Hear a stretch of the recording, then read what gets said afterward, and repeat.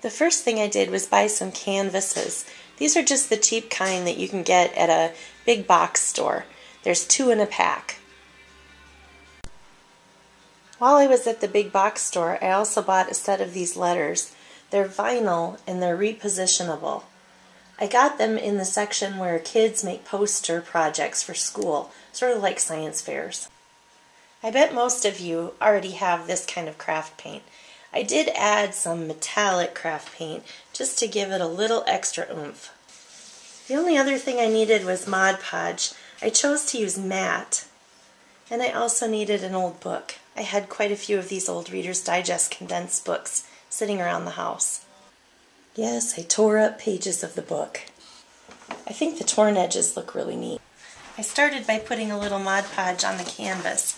I also put it on the paper to make the paper just a little more flexible. And then I put them together and put a layer over the top. I like to use the edges of the pages on the edges of my canvas. That's not necessary, but it's just something I like to do. If you have a little gap where your pieces didn't quite match up, don't be afraid to just put another little piece of paper over it.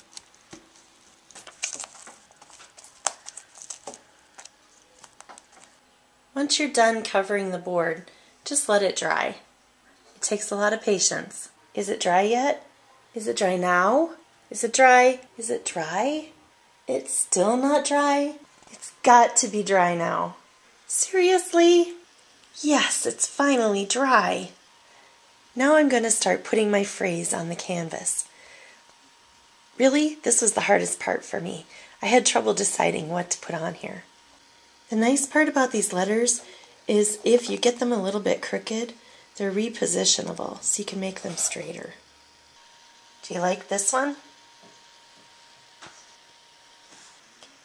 Once you get the letters placed where you want them to be, make sure that they're pressed down and will stay because we're going to paint over the top of them. Sometimes I think this looks really cool too. I might just leave them like this someday. If I'm going to make a craft using book pages, I'm definitely going to use some book phrases. One of the nice things about these repositionable letters is that you can reuse them. This is one I used from another project.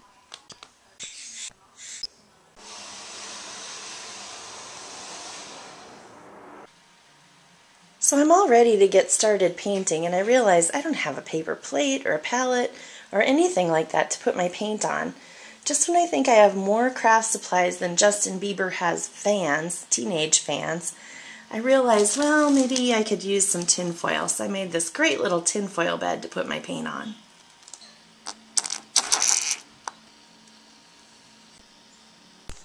This is the scary part. I hate doing this, but it's got to be done.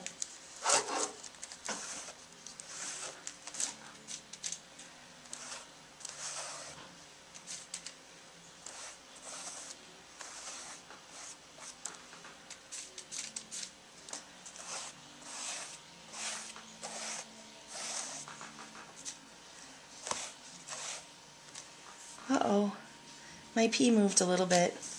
Well, we'll just have to leave it that way. It'll give it a unique look.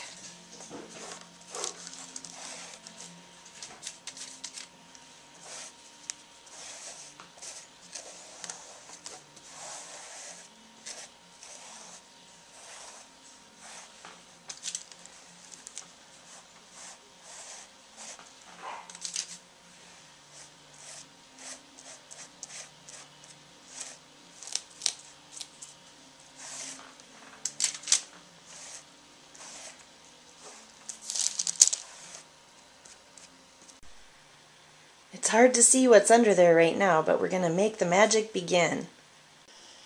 Before the paint is completely dry, we're going to stick our fingernail underneath each of those letters and gently pull them off. I put them on wax paper right away because then I can use them again.